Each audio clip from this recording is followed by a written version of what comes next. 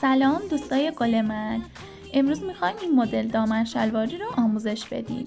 اول الگوی شلوار رو آماده میکنیم. این قسمت پشت شلواره. از وسط ساسون یه خط عمود بر پایین میکشیم و در قسمت جلوی شلوار هم از وسط ساسون تا پایین یه خط عمود میکشیم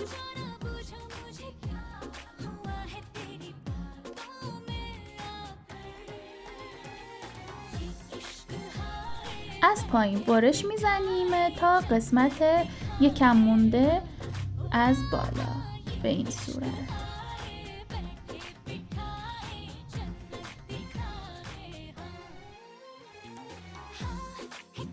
خب طریقه انداختن الگو روی پارچه رو تو ویدیوی بعدی حتما ببینید.